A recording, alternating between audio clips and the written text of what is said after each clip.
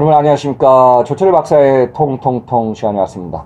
자, 지난 시간에 이어서 아세안 10개국에 대해서 해부한다. 간단하게 2탄을 시작하겠습니다. 자, 다시 한번 요점만 정리하면요. 전 세계 비즈니스에서 신흥공업국 아세안 10개국은 성장 가능성이 앞으로 10년에 높다. 그 중에서 가장 큰 거는 미국 20조 달러, 한중일 19조 달러, 유럽연합 18조 달러, 아세안 10개국은 지금 약 3조 달러, 10년 후에는 5조 달러까지 규모가 커간다.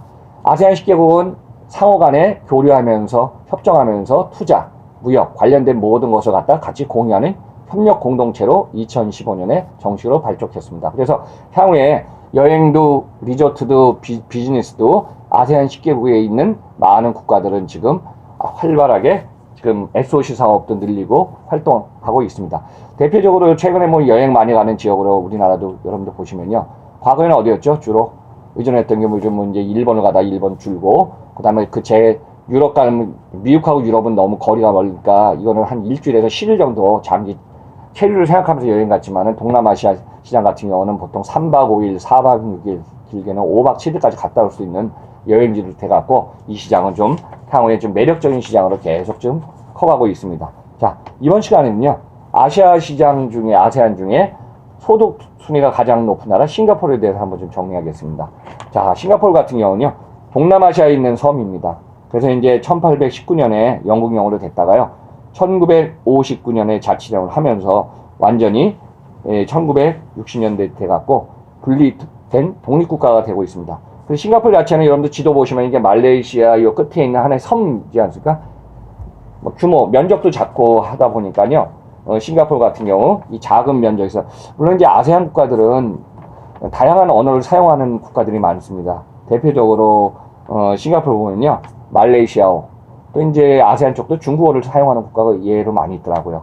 중국어, 영어, 타이어 같은 경우 사용하고요. 워낙 뭐 규모가 작으니까 7만 해배 따지면은 뭐 한 7만 7,700. 그 규모가 보면은 그냥 큰 토지 면적을 갖고 있지는 않습니다. 그리고 인구는 한 586만 명. 최근 세계은행이 발표한 데이터를 보니까요, 그 정도 규모가 있습니다.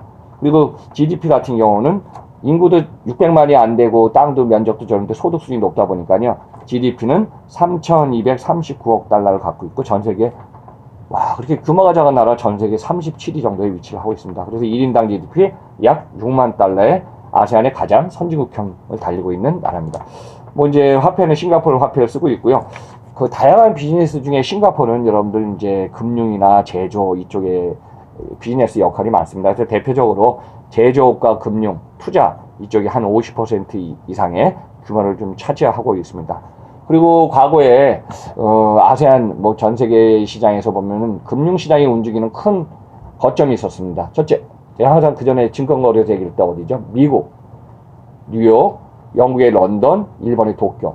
그리고 아시아 시장에서 어디가 있었냐면 과거에 홍콩이 있었습니다. 홍콩, 싱가포르.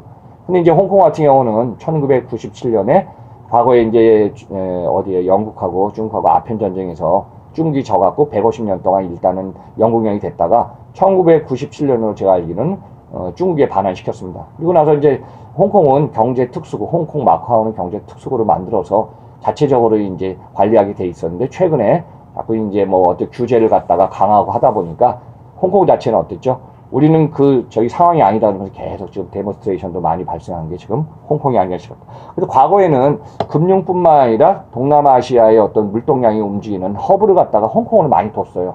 근데 최근에 이제 홍콩 기능에서 지금 제가 그 전에 전 세계 항만 물동량 10대 항만에서도 뭐 홍콩이 줄어든다지 않았습니까?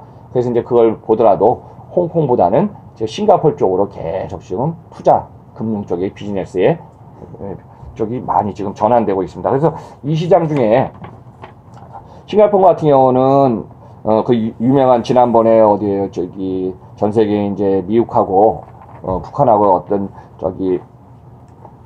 회의하지 않았습니까? 거기에서 대표적인 뭐 세도사 섬도 있고 마리나베이 이제 스카이 파크라든가 유니버설 스튜디오 싱가포르 뭐 전 세계 이제 유명한 같은 경우 이제 싱가포르는 주요 거점으로서 이제 역할을 좀 많이 하고 있습니다. 그리고 최근에 뭐 이제 두바이도 싱가포르 못지않게 아랍의 허브 거점으로 두바이가 활성화하다가 좀 두바이도 주춤하는데 전 세계에서는 항상 보면은 사람이 몰리는 지역이 큰 거점으로 활용됩니다. 자, 대표적으로 사람이 몰리는 건요 두 가지가 있습니다. 관광하기 좋은 곳은 사람이 몰린다. 그리고 이제 비행기를 우리가 비행기를 타더라도 비행기에 논스톱으로 가는 게 있고 트랜스포 하는 곳이 있지 않습니까? 근데 이제 그쪽에 항상 보면은 인구 밀도가 높은 곳도 있지만은 그 도심 지역에서 사람들이 이동하기 편리한 곳. 그래서 이제 그런 여행 쪽에 두 번째는 항만, 공항 뭐냐면은 화물. 제가 이제 글로벌을 이동하는 게 두 가지 있다. 사람과 화물입니다. 그래서 화물이 이동하기 좋은 곳. 싱가포르이 그래서 중개지 역할을 계속했기 때문에 과거에 한 10년 전을 제가 기억하고 있습니다. 저도 유통물류 전문가로 활동하다 보니까 과거에 10년 전에는 중국이 커지기 전에는 싱가포르 항만이 전 세계 최고 1위 항만이었어요. 근데 한 5, 6년 전부터는 어떻죠? 중국의 시장이 급성장하다 보니까 중국의 모든 항만들이 지금 소비가 커지면 다 커지다 보니까 중국의 상해항 쪽으로 싱가포르가 뺏기면서 싱가포르가 부동의 2위 자리를 지키고 있습니다. 자, 자, 공항도 얘기하다 보면은 싱가포르에는 이제 규모도 작지만은 항상 이제 허브 거점이 제가 중요하다고 강조했기 때문에 글로벌 시장에서는 사람이 몰리고 땅이 밀집도가 있는 쪽으로는 고객이 오게 되어 있습니다. 그래서 싱가포르 항만과 공항 역할을 계속하면서 유럽과 아시아, 미국을 연결하는 허브 앤드 스포크 역할이 싱가포르가 되겠습니다. 저도 이제 좀 안타까운 게 뭐냐면은 한국하고 아세안 지역이 지금 교류를 활발히 지금 하고 있어요. 그래서 이제 한국 기업들이 어떻게 지금 움직이나 쭉 제가 이제 대기업군부터 관련된 기업들을 보니까요. 과거의 의존도가 달라지기 시작했습니다. 과거에는 어땠죠? 우리가 이제 수출 의존도, 수입 의존도를 보더라도 미국, 중국, 뭐 일본 했는데 어때요? 최근에 뭐 일본의 의존도 너무 작아졌거든요. 최근에 어때요? 중국, 미국, 동남아시아, 베트남. 그래서 이제 앞으로 신흥국 중에 동남아시아 중에서 지금 싱가포르하고 우리가 교역할 거는 그렇게 많지는 않지만은 싱가포르 외에 관련된 기업들 또 동남아시아 국가들 중에는 우리가 실물자 베트남, 인도, 말레이시아 쪽은 계속 커갈 거로 보고 있습니다. 자, 대표적으로 이제 그렇게 움직이다 보니까요. 싱가포르는 관광과 비즈니스를 잘해서 결국은 소득수준이 높은 나라가 됐습니다. 제가 이 얘기하다가 잠깐 유럽의 선진국 얘기를 한번 연관해서 설명하겠습니다. 갑자기 생각나서요. 유럽에는 27개국이 있는데 얼마 전에 데이터를 보니까요. 전 세계에서 수도권의 물가가 높은 나라 쫙 해갖고 우리나라가 6위로 올라갔더라고요. 국가의 1인당 GDP 높은 나라 있었죠, 여러분들. 덴마크, 그 다음에 룩셈부르크, 이렇게 해서 이제 스위스 이렇게 쭉 선진국형의 나라가 있고요. 유럽 같은 경우 선진국형인 나라의 이제 1인당 GDP가 높은 나라들은 특징을 보니까 인구가 평균적으로 800만에서 1000만 전후밖에 안 됩니다. 근데 예외적으로 그런 나라하고 다르게 결국은 우리나라 같은 경우는 지금 전 세계 물가 1등부터 5위가요, 유럽의 나라가 됐고요. 우리나라 지금 서울 물가가요, 최근 데이터입니다. 6위까지 올랐습니다. 그러면 어때요? 과거 우리가 비쌌다 어떻게 해요? 뉴욕, 도쿄, 이 나라를 우리가 따라잡은 거예요. 제가 이 말씀을 왜 드리냐면요. 최근에 우리나라 1, 2년 사이에 급격한 물가 상승이 결국은 전 세계 지표를 보더라도 우리나라 그만큼 물가가 올라간 걸로 좀 돼버립니다. 네, 역으로 한번 생각해 봅시다. 그러니까 뭐 싱가포르 같은 경우는 여러분들 해외 가서도 그렇잖아요. 어느 나라는 싱가포르는 휴지를 버려도 벌금, 술을 먹고 그 어떤 규칙을 안 지켜도 벌금. 저도 이제 비행기를 많이 타고 2000번 이상 타고 다니고 많은 나라를 다니다 보면 이제 이런 얘기 했습니다.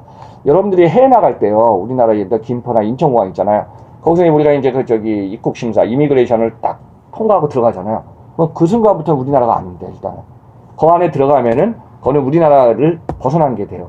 그래서 거기서 만약에 비행기가 이제, 예를 들어, 폭우가 온다든가, 그 다음에 폭설로 해서 또 자연재해에 의해서 비행기가 출항이 안 되잖아요.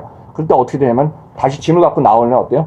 입국했던 거 입국을 다시 또 취소해서 나오게 돼 있거든요.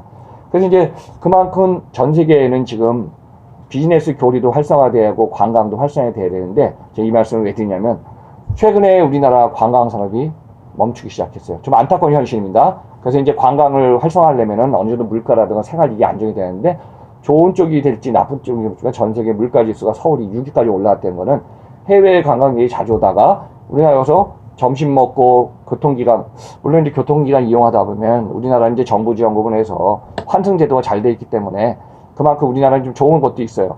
뭐 버스 타든 그 다음에 버스 그 다음에 지하철 타면 이제 환승이랑 이제 저렴한데 그 외에는 보면은 물가가 많이 올라간 걸 보고 있습니다. 그래서 여러분들 대표적으로 해외 나왔을 때 제일 걱정되는 게 뭐죠? 여행할 때 유럽의 스위스, 덴마크, 뭐 영국도 좀 물가가 좀 비싸고 하지만은 대부분 물가가 비싼 나라 같은 경우는 수도권의 물가가 비싸고 또 동남아는 우리보다 물가가 저렴하고 또 우리나라는 지금 1인당 GDP 3만 달러에서 달려가는 선진은 아니지만은 지금 달려가는 국가인데 물가 수준이 최근에 소비자 물가 너무 비싸졌습니다. 그래서 여행도 활성화하려면은 동남아시 시장과 한국과의 교류 너무 중요합니다. 그래서 오늘 2탄에서는 싱가포르 얘기를 좀 정리해서 설명드렸습니다. 그래서 이제 싱가포르라는 나라가 사실 평균 기온도 한 24도 정도 되고 하다 보니까 생활하기에는 그렇게 덥지는 않을 거예요. 인도네시아, 말레이시아에서. 그래서 생활하기 좋은 환경의 나라로 지금 도심화되어 있는 나라가 싱가포르입니다. 자, 오늘 여기까지 하겠습니다.